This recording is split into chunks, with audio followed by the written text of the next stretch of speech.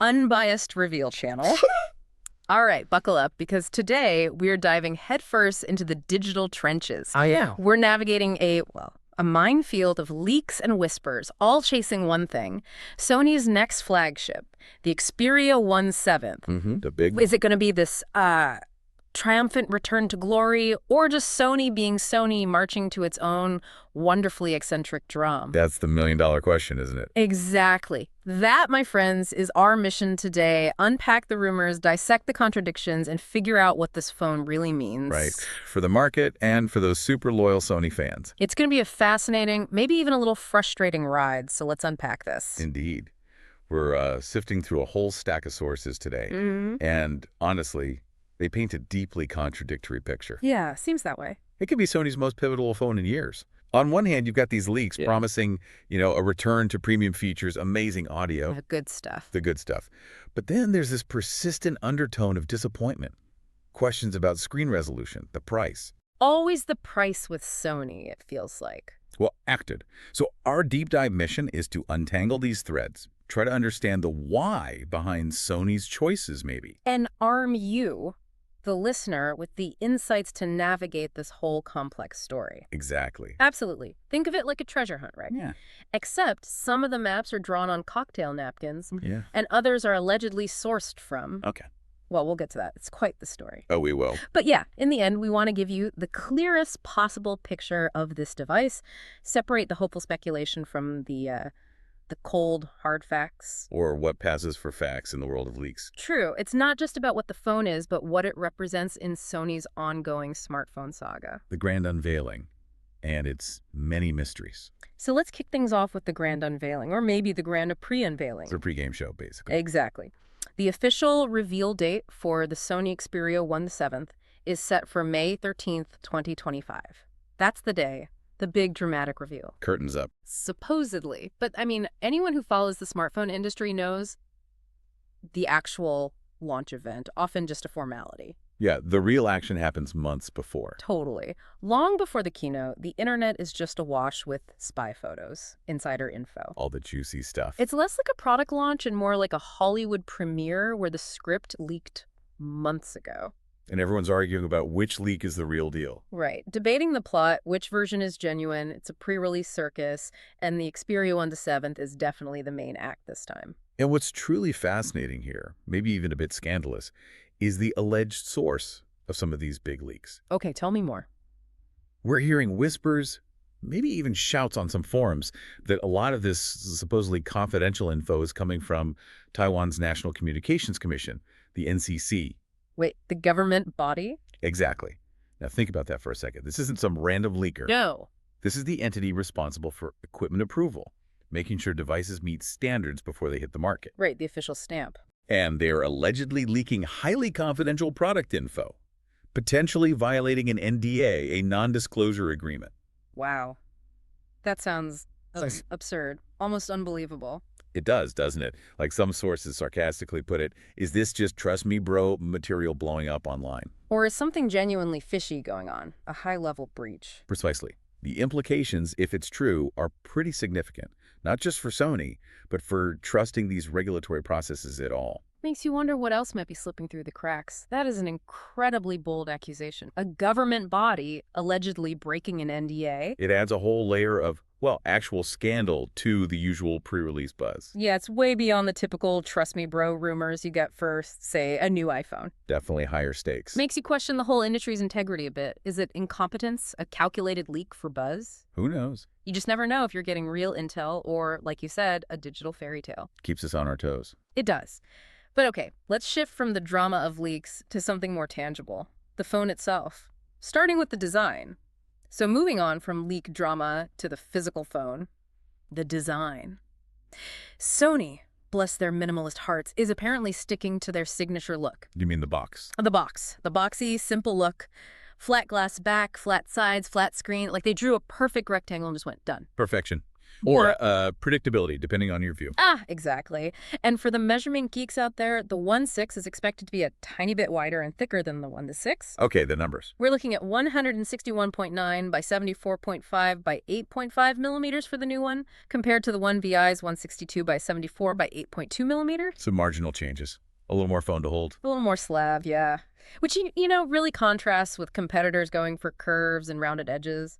Sony remains unapologetically angular. And they're definitely not straying from those other distinct Sony design cues, the ones that really set them apart. For better or worse. Right. You'll still see those equal top and bottom bezels, no notch, no punch hole. A deliberate choice, it seems, avoiding the clutter. It is. A bold stance when everyone else is chasing screen-to-body ratio like mad. Sony sacrifices some screen for symmetry. Which some people love. They do. Then there's the fingerprint sensors still integrated into the side power button. Yes, that old chestnut. And, of course, the dedicated camera button for that tactile, camera-like feel. It's Sony saying, this is how we do it. Take it or leave it. Okay, but here's where it gets really interesting and maybe genuinely frustrating for some loyalists. That side-mounted fingerprint sensor. Uh-oh, here we go. While it is a signature Sony thing, the user feedback online, well, it hasn't been great. Understatement of the year. Pretty much. Users consistently call it outdated and, quoting directly here from some very unhappy campers, unreliable to an extreme degree. Ouch. And apparently it has a worrying tendency to just die permanently after a couple of years. That's not good. For a primary security feature. Not good at all. Yet Sony just keeps pushing it. In an era of in-display magic, ultrasonic scanners, Sony sensor feels like, I don't know, that old dial-up modem. It gets the job done sometimes, eventually. Exactly. After you've tried 3 times and just typed in your passcode, is it commitment to a philosophy or just stubbornness? That's the question, isn't it? For many, it's a major pain point on an otherwise premium phone. All right, enough frustration. Let's talk something vibrant. Colors! Because nobody wants a phone that looks like it just came from a corporate audit, right? Please, no more gray. Good news then. The Xperia 1/7 is expected in khaki green, classic black, and drumroll, the triumphant return of purple. Yes, purple is back. People seem genuinely excited about this. Well, they are. Honestly, this is a pretty big deal for many loyal fans. For years, people have been begging Sony for more vibrant options. Beyond just black and flavors of pseudo-black. Exactly, which dominates not just Sony, but the whole market sometimes. This purple, it's a real point of excitement. It signals maybe, just maybe, Sony is listening. A little personality, a bit more flair. Right. Something that reflects your style, not just your tech specs. It hints maybe at a shift, acknowledging aesthetics matter too. Finally, a color that doesn't just blend into the background like a well-behaved spreadsheet. About time. Maybe this purple rain signals a new era, more vibrant. We can hope. It's a small detail, but sometimes those small touches speak volumes, about evolving with your customers. And it's just refreshing. Yeah. A flagship with some unexpected pop. The display debate. 4K or not 4K? That is the question. Okay, now for the juiciest, most explosive conflict point of this whole deep dive. The screen. The display debate. Always a hot one with Sony. On paper, it sounds amazing. 6.5-inch OLED, 19.5.9 aspect ratio, great for movies. Silky smooth 120 Hz refresh rate, LTPO for power saving, Sony's BRAVIA tech for vivid colors. Dual light sensors for bright sunlight. That all sounds fantastic, right? Top-tier display, ready to dazzle. Boot. Here's the catch, and it's a big one. A fundamental contradiction tearing through the rumor mill. Okay, lay it on me. One highly anticipated leak, specifically from Mobile Magazine in Tehran, screams 4K screen return. Whoa, really? The signature Sony feature. That's what they claim, yet almost every other credible source says, no, it's expected to keep its FHD plus 2340 by 1080 resolution. Okay, that is a massive difference, especially for the price they're likely asking. Exactly. Many users, particularly Sony fans who expect the best, are absolutely furious at the prospect of FHD plus on a phone nearing $1,400. I can see why they're calling it a shame, or even overpriced crap. That's a direct quote floating around. The argument is, at this price, you expect the absolute best, which means 4K for many. It's about perceived value, isn't it? Is Sony really pushing the envelope? And this fuels the debate about PPI, pixel density, pixels per inch. Right, the number game. The Xperia 1 Zadoth is rumored at 396 PPI. Now compare that. Xiaomi 15 Ultra, maybe 522 ppi, S25 Ultra, around 498 ppi, iPhone 16 Pro Max, 460 ppi. So Sony's trailing on paper noticeably. But then the age-old question, can your eye really tell the difference at these high densities, say above 400 ppi? Some absolutely swear they can, especially for text clarity, detailed photos. Others say it's just splitting hairs. A spec sheet war that doesn't matter in the real world for most people watching videos or scrolling feeds. It's like arguing about tiny percentages of gold purity, maybe? Huh. Could be. But for a premium phone, the perception of having fewer pixels than the competition, that can be a hurdle. There's also this less discussed aspect about Sony's past 4K screens. A kind of secret.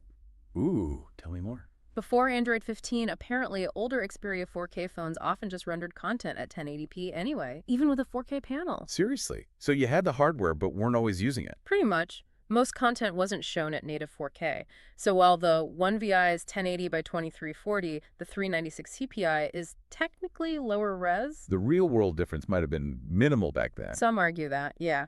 So is this move to FHD plus now a true downgrade in experience, or just Sony aligning with a more practical, power-efficient standard for most content? That's a really interesting wrinkle. And there's another potential factor. Avoiding issues like the Mura effect, that grainy look some new OLEDs get. Maybe Sony's prioritizing a consistent, high-quality look over raw pixel count, aiming for uniformity, better battery life. It's a fascinating dilemma, isn't it? Like buying a supercar that's speed limited. Is it a feature or a missing feature? Right. On the plus side, some argue sticking with FHD Plus does mean better battery life, potentially higher brightness, better LTPO compatibility. A practical balance for everyday use. LTPO, that low-temperature polycrystalline oxide tech, is key here. Explain that quickly. Sure. It lets the screen dynamically change refresh rate, from super smooth 120 Hz for scrolling down to just 1 Hz for static images. Ah, saving power. Big time. Makes a real difference in battery life, especially if you use your phone a lot. So maybe Sony's being pragmatic. But if you're paying nearly $1,400, shouldn't you get the absolute best, even if the benefit is marginal? It's the principle, right? The flagship definition often implies pushing boundaries, not just practicality. So are they being pragmatic or maybe just cost-conscious? And could that hurt them? Speaking of missing features, and this one hits differently for longtime fans. Remember the notification LED? Oh, the little blinking light, yes. That tiny, subtle light in the bezel. Told you about messages, calls, low battery, without even waking the screen. Simple, elegant. A classic Sony touch.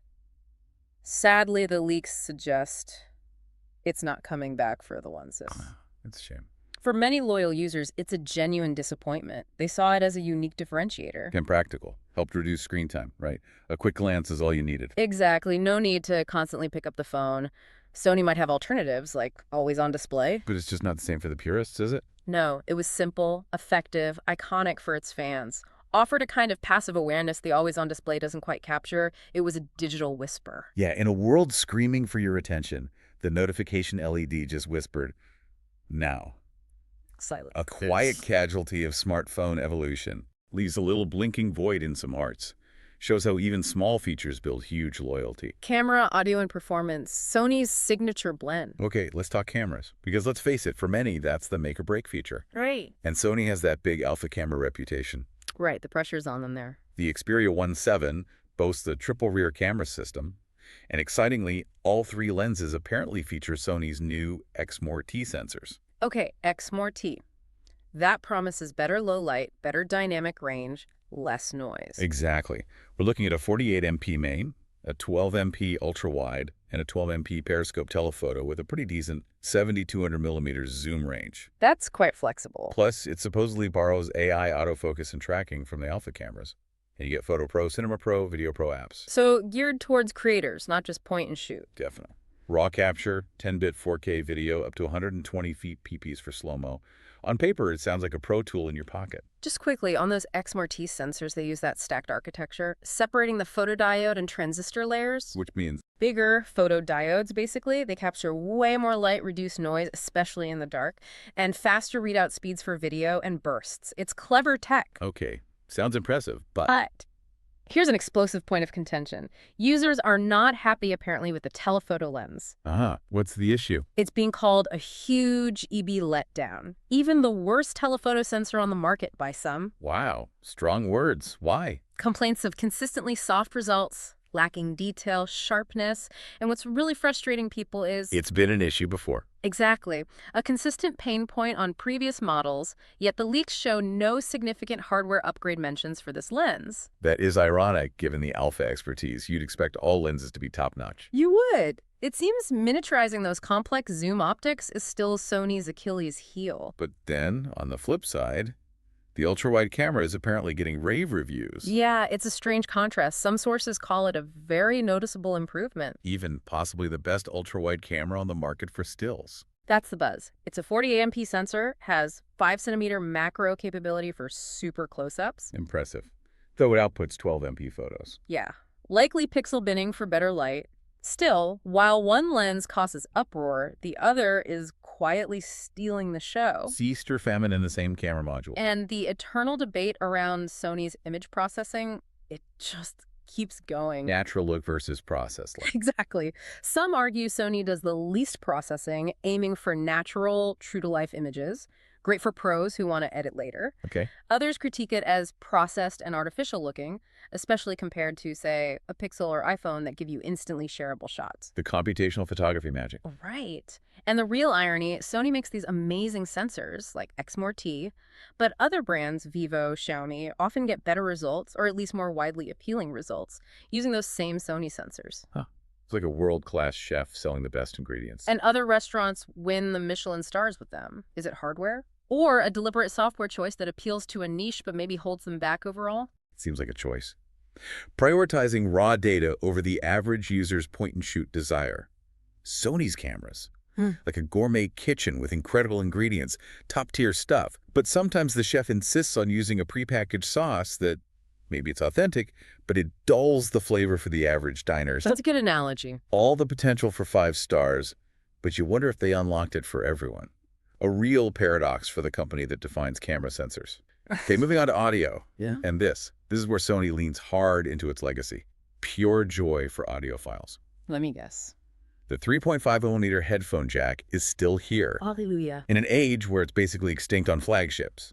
Sacrificed for thinness or whatever. Yeah. Sony stubbornly, gloriously keeps it. A defiant stand for wired audio. An analog oasis. For many, that alone is reason enough to buy Sony. And they've really gone all out. Powered by Walkman tech. It's not just a sticker. What does that mean in practice? High-quality components. They've even used gold as the soldering material for the headphone jack. Wait, actual gold? Like amethyst? Yes. Pure gold. For supposedly purer sound transmission, excellent conductivity, resists corrosion, plus non-magnetic high-quality resistors to cut interference. That is serious commitment. It is. The speakers also get a boost bass and sub-bass up by about 10%, promising richer sound. And reviewers are noticing. Early praise for great soundstage, strong stereo sense from the dual front-facing speakers, plus DSE ultimate AI upscaling for compressed music, and 360 reality audio support. Wow, a no-compromise approach to audio. Back to the Walkman roots. Gold soldering. That's dedication you just don't see elsewhere. While everyone else is fiddling with Bluetooth earbuds. Which you inevitably lose one of. Exactly. Sony's reminding us that sometimes a proper gold-plated physical cable is the real audiophile treasure. They're basically saying, forget Bluetooth, we've got Boolean-level audio. It's a bold, expensive move targeting a very specific user. A golden sentence moment for Sony, literally. Okay, under the hood. What's powering this beast? We're looking at the Snapdragon 8 Elite processor, Qualcomm's top chip. So flagship performance for gaming, video, everything. Should be. Options for 12 GB or even 16 GB of RAM. Storage at 256 GB or 512 GB. Plenty of space. The software. Android 15 out of the box, supposedly. And crucially, it keeps that IP68 water and dust resistance rating. Good for peace of mind. Survives a dunk. Battery-wise, it's a hefty 5,000 mAh unit. Sounds promising. Sony's claims. Pretty impressive. 2 days battery life for general use. And get this, 36 hours of video playback. Whoa, 36 hours. That would be amazing if true. It would. They've also got battery health management aiming for 80% capacity after 4 years. That's good longevity charging. 30W wired, 15W wireless, and 5W reverse wireless charging to share power. Beauts. Here goes another explosive conflict. The battery story might be a choose-your-own-adventure. Oh, not everyone gets the happy ending. Apparently, some leaks and early reports suggest decreased battery life compared to the 1 to 6, with concerns about overheating when pushed hard. Overheating during gaming or long video recording. Yeah, that kind of thing. So Sony claims 2 days, but some whispers say it might need a nightly prayer for heavy users. It's a big contradiction. And that 30W charging. In a world of 80W, 100W, even 240W speeds, Where phones charge in minutes. 30W feels slow. Right. Functional, safe, maybe better for long-term battery health, but definitely not class-leading for a flagship. It's a trade-off that might not sit well with everyone used to rapid top-ups. Okay, software front. Sony seems to be making some real strides here, and this is big for user peace of mind. About time, some would say. Right. For years, the short software support was a major criticism. Early whispers for the 1/7 were grim like 1.2 OS upgrades. Yeah. Unacceptable. Yeah, that wouldn't fly today. Thankfully, those fears seem unfounded. More promising leaks suggest Sony stepping up. Potentially 4 OS updates and 6 years of security updates. Wow, okay. That is a monumental improvement. Puts them right in line with Samsung and Google finally. Absolutely. That commitment to longevity, plus the battery health guarantee, aiming for 80% after 4 years, that's a huge win for value. Makes the premium price feel a bit more justified, maybe. Your investment lasts longer. It should. Plus, they're expected to include modern AI stuff like Google Gemini, Circle to Search, keeping it competitive on the smart features front. It's like Sony's software commitment went from a fleeting summer romance to a potential long-term relationship. Haha. Let's hope it's not just a honeymoon phase. Please no. Let's hope the updates are consistent and timely. Nothing sours a relationship faster than being ghosted on security patches. True that. A golden sentence for the long-suffering Sony update faithful. The market maze. Niche or mass appeal? All right, let's talk dollars and cents, because no matter how much gold is in that headphone jack, the price tag always matters. The moment of truth. The rumored price for the Sony Xperia 1/7 is around $1,399, or a hefty $1,400. Steep puts it squarely in premium flagship territory. And right in the crosshairs of Apple, Samsung, and increasingly those aggressive Chinese brands. And yeah, this price point. Probably the biggest conflict point for potential buyers. A constant source of frustration. What are people saying? Lots of comments calling it overpriced crap. Suggestions it should be $900 max or $1,000 for best value. There's this strong sentiment that Sony expects excessive profit, never offers good value, especially compared to rivals. Rivals who might pack in, say, a brighter screen or faster charging for less. Exactly. The feeling is Sony's either out of touch or just unwilling to compete aggressively on price. Maybe content with their smaller, dedicated base. The perception problem. Premium price doesn't always match a universally premium feature set. Harder sell for the average buyer.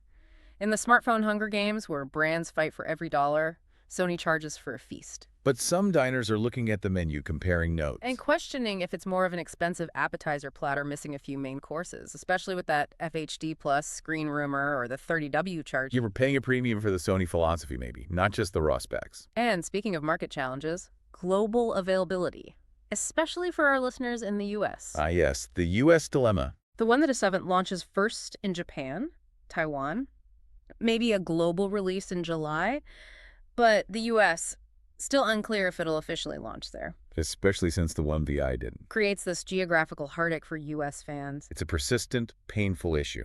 Sony historically left the U.S. market, wasn't profitable enough, competing with giants, the carrier model. It's tough. And tariffs haven't helped? Not at all. Makes official distribution less appealing. Some argue bluntly the phone is aimed at the international market, not the isolated U.S. So even if it works on U.S. network, Getting one likely means importing. Gray market channels, warranty headaches, compatibility risks.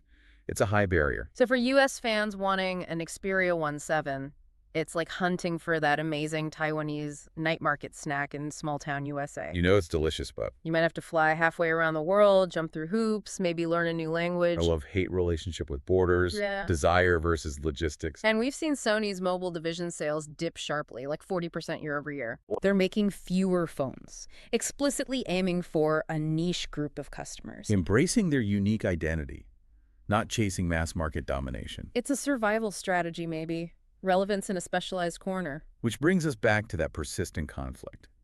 Are they really listening to feedback? or just marching to their own drum. regardless of market signals. Many feel Sony is holding back. They have amazing R&D, Walkman audio, alpha cameras, all the ingredients for a universally great phone. But they seem hesitant to deploy it all. Some loyal fans say Sony used to be innovative, now they just copy and paste. Or lament they don't use their own crown jewels, those sensors other brands license and use aggressively. Yet, those loyal fans still cling to the unique Sony identity. The camera button, the headphone jack, the micro SD slot. Even while expressing disappointment, it's a complex dynamic. A dedicated fan base and a company in its own unique world, valuing distinctiveness over market share. Sony's like that indie band with a cult following, right? Totally focused on their artistic vision. Not chasing chart hits, refining their sound for the dedicated few. But some longtime fans are wondering, have they become so indie they've forgotten how to play to a bigger crowd?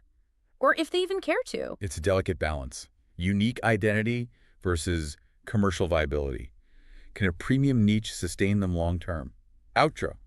So there you have it, our deep dive into the Sony Xperia 1.7, a phone of intriguing contradictions, steadfast traditions, Flavix. from potentially game-changing audio, that gold-plated jack, and powerful pro cameras, despite the telephoto questions, Right. to the raging screen debate and tricky market strategy. It's clear Sony marches to its own beat, for better or worse. A phone for the discerning, the patient, maybe the slightly masochistic? Could be. Indeed. Mm-hmm. While some features are cause for celebration that boosted software support, the pro camera focus. They're positives. Others, like the telephoto woes and the 4K mystery, leave us with more questions than answers. It demands a certain user, one who values specific Sony things over all-out specs. Someone who cherishes that distinct Sony experience. It's almost like the battery life debate. Some say 2 days, some say needs a nightly prayer. Uncertainty, contradictions. That's the Xperia experience in a nutshell. Perfectly put. Now we turn it over to you, our listeners. After all this, what feature makes you say, shut up and take my money? Or run screaming. Huh. Are you a niche phone person happy to pay for Sony's uniqueness? Or do you want them back in the mainstream fight? And what's your best case, worst case for the 1/8 success? Best case for us. Maybe that 4K leak is real, camera processing nailed. Worst. Battery disappoints, telephoto remains a pain point, alienating even loyalists. Yeah. In a world where every phone tries to be everything, chasing market share. Yeah. Sony's Xperia 1.8 reminds us that sometimes being just Sony is its greatest strength and its most perplexing mystery. Will this unique, stubborn path lead to resurgence? Or will they stay a beloved but tiny niche player? That is the multi-million-dollar question. We can't wait to hear your thoughts. Thanks for joining us on the Deep Dive.